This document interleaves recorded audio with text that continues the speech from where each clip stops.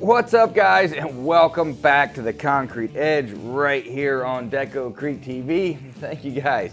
So my name's Jeff, and on today's show, we're going to be taking a look at one of the must-have tools for decorative concrete. I mean, how can this thing make your stamped concrete jobs look so much better, and what are some other uses for this tool? So stay tuned, and you're going to learn all about it.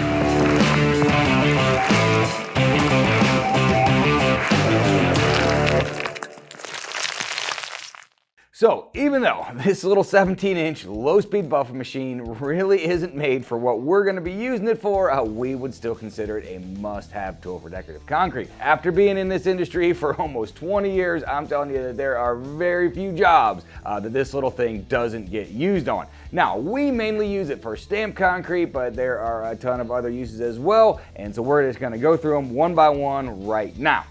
So first up is going to be removing powder release, and I got to tell you guys, this is one of my biggest pet peeves, is seeing stamped concrete jobs with too much release left behind. I mean, I see so many photos online of jobs that they just did an awesome job stamping them, but they just didn't clean enough release off, and the whole job looks either dark gray or black or dark brown or basically whatever that release color was. And I'm telling you, those jobs, they're not going to look as good, and the sealer just isn't going to last as long. Now, I mean, some people, they just don't know any better. They've never seen enough release washed off. They don't know how good it could look.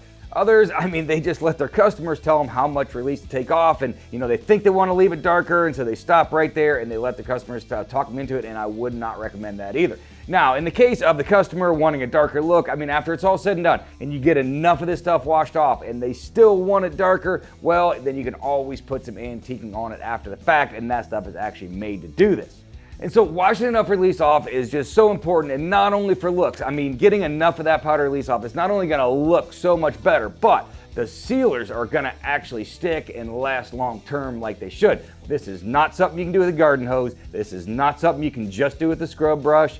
You've got to, at very least, you got to have a pressure washer, but even with the pressure washer, there is more to it. Now, we do have a full video on how to remove powder release with a pressure washer. There's a few other tips. We also have an entire video on just this buffing technique, but we're just going to hit the main points just in this short video, and then we're going to go over a few more things. Now, when it comes to the buffer machine, first thing, all you got to do is after power washing, if you need to get a little bit more off, just wet down the slab, and then it is important to use the right color buffing pad for the situation. Now, the way these things are meant to work is this little driver tool right here goes right on the bottom of your buffer machine, and then it is going to drive the scrubber pad. And for the brand that we sell, we have white, green, and black, and white is going to be the softest one. That's the one that you'd probably use the next day on integral color jobs, maybe even the second day. The white is still what you want. Now, if it went a few days past or you need to scrub a little bit harder, the green is the next step up, and that one's just going to work it a little bit harder. It's kind of in the middle. The black pad is really more of a stripper pad, and that's something that we probably won't use in this case. It's very seldom you'd use that for stamped concrete. Now, for those really stubborn jobs, you could even use a little bit of Deco-Prep with this, and this is something that is just an acidy solution that you can mix up, you can have in a sprayer, and this is something you can spray down,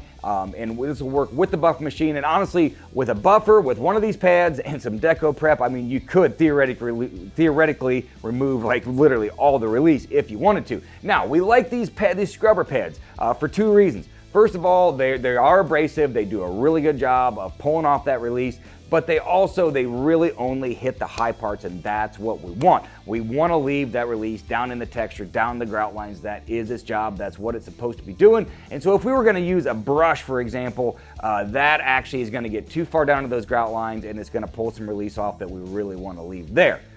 Now, when it comes to running this machine, there's not much to it. Again, it's a low-speed buffer machine, and that part's important. We don't want a high-speed buffer that's going to go too fast, and that's going to be even more important when we get to our next thing that is going to be used for. But the big thing for you guys that pour concrete is that this little guy, it spins opposite of a trowel machine, so you do have to adjust a little bit. It is a little bit awkward in the beginning, but 5 minutes on it and you are a pro.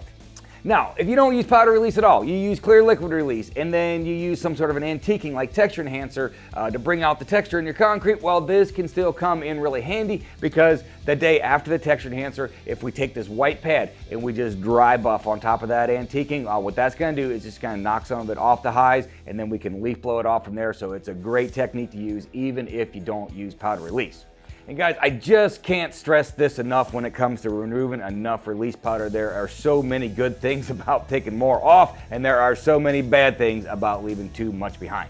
So on to a couple other things that we can use this machine for, and the first one is we can use it as a sander. So in order to do this, we're going to have the similar setup. We're going to have our driver attachment. We're going to go with generally the white scrubber pad works the best for this. And then we've got these sanding screens, and we can get these in 120, 200, 400, even 60 grit if we want. And this can make a really, really quick sanding machine. And this comes in incredibly handy. It's something that's very, very necessary depending on what kind of concrete overlay you're doing.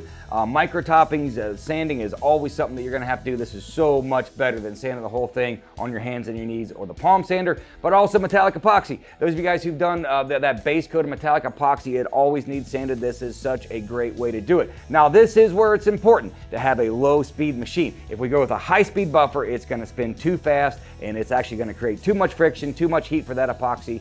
So low speed is all we ever going to want. Now, aside from the sanding screens, there's also this 3M abrasive pad, and it's basically just like a big Scotch-Brite that you can put on the bottom of this machine. The driver tool will drive this alone. You can go right on it with this. And this is really nice for those kind of like in-between epoxy jobs where it's not really hard enough that you really need to sand it a ton yet, but you still want to scuff it and knock the shine off, and this is a great quick way of doing it. So on to exposed aggregate, and this is another one of those things that people just tell us we're absolutely crazy when we tell them to take a buffer machine with them to wash off exposed aggregate. But I'm telling you, for surface deactivators, this is incredible. Because what this is going to do is it's going to make the job go faster, and it's actually going to remove that paste a little bit more gently than just a pressure washer would, which means that you can get on it sooner and it's going to be more consistent, especially for those lower exposures like sand finishes. For surface deactivators, man, I wouldn't even consider doing this without a buffer machine. Now, this is going to be a little bit different. In this case, we don't need this driver tool. We don't need these scrubber pads. We actually need a brush attachment for this. And just a look down in the description, the right one is linked down there. We also have a full video on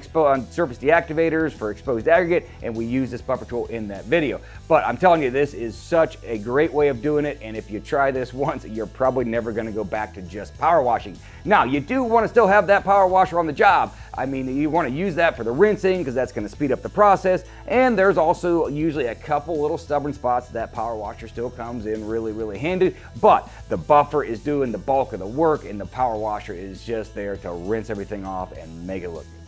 So all in all, this little thing right here is just one of the handiest tools that you can own for decorative concrete. I mean, it doesn't have to be a 17-inch machine, but those just seem to be the most common, and you're gonna find the most accessories for those.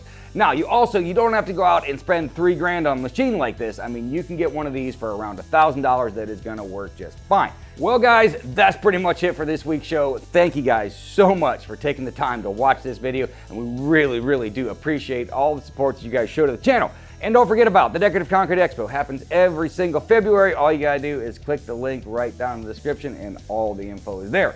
So, from all of us here at Deco-Crete TV, thanks for watching, and we'll see you next time.